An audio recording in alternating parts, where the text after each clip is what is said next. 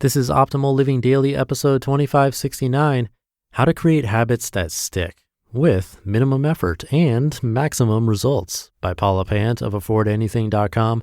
And I'm your narrator, Justin Malik, reading you blogs every single day of the year. And without further ado, let's get right to it as we optimize your life.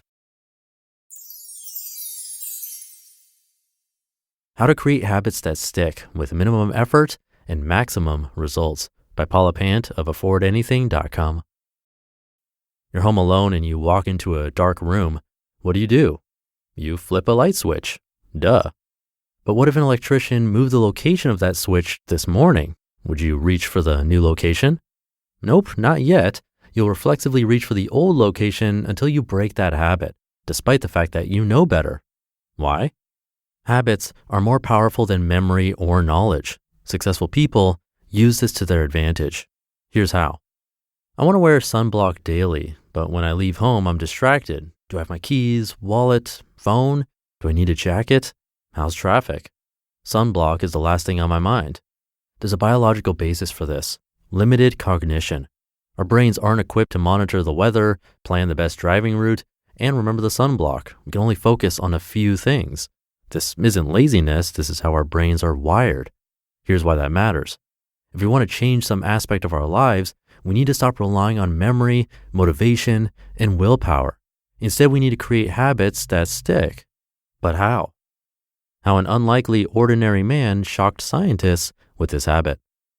This story, told in my own words, is from The Power of Habit by Charles Duhigg. In 1993, a man from San Diego named Eugene Pauly fell victim to a disease called viral encephalitis. It damaged the section of his brain that forms new memories.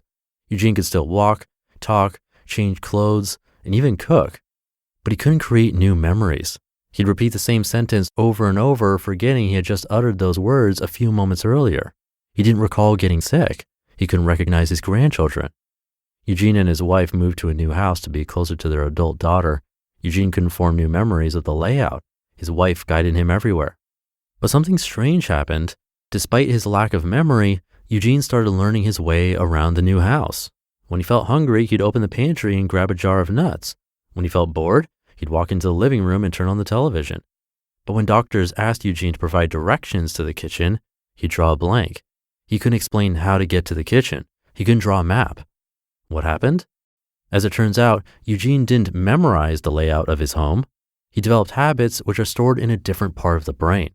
The brain develops reflexive shortcuts, habits, to preserve our mental energy. Habits trump memory and conscious thought. That's why we reflexively flip a light switch when we walk into a dark room. When we work with our brain's natural tendencies, we can create stronger, faster, more effective results. The best way to accomplish anything is through mindless, automatic, reflexive, ingrained habits. How to create habits that stick. Back to the sunblock dilemma. When I leave home, my brain is occupied with dozens of distractions. I'm unlikely to remember to wear sunblock. Instead, I need to develop a habit, and this starts with finding a trigger or a cue. But how? Let's start with the current reality. I've already established two habits. I grab my house keys before I leave home. I wear sunblock when I hold the bottle. Great.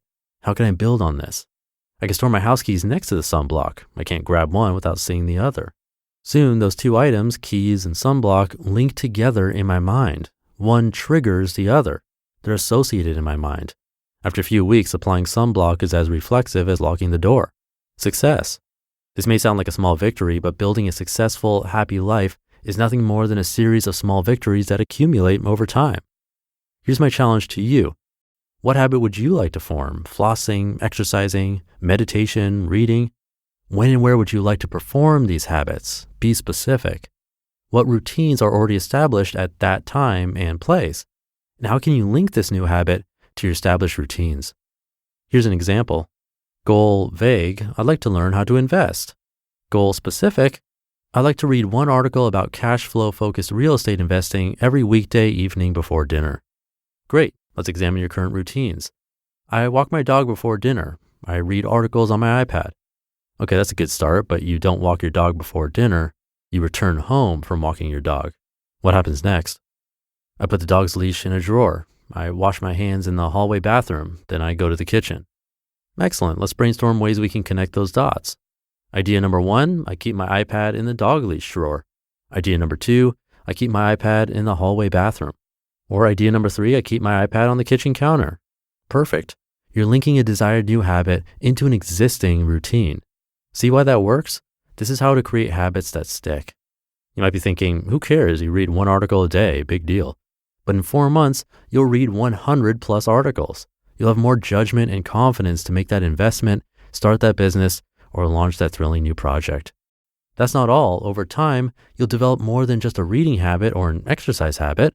You'll build a habit of developing habits. And that's the most effective way to convert your goals into results.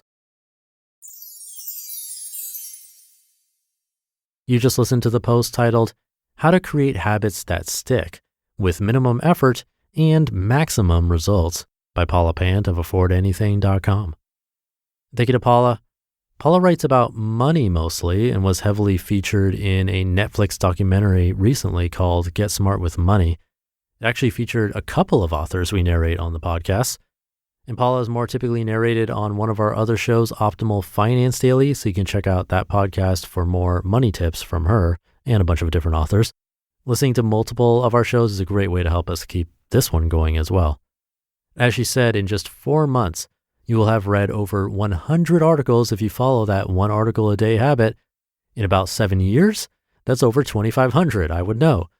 So if you've been listening since 2015 when I started this podcast, you've listened to over 2,500 episodes, which is a lot of good, inspiring content.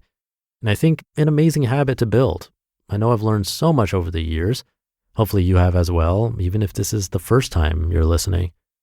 But back to the article, those tips and examples are great. People who study habits probably agree. If you can set up a trigger that's something you already do every day, like brushing your teeth or getting out of bed in the morning, and then tie a habit to that trigger, that'll increase your odds of success for sure. It sounds really simple, but if you try it out and add that little cue into your current routine to work on adding a new habit, I'm sure it'll help. Definitely won't hurt. So let me know how it goes. Have a great rest of your day, and I'll see you in a moment with our weekly bonus episode where your optimal life awaits.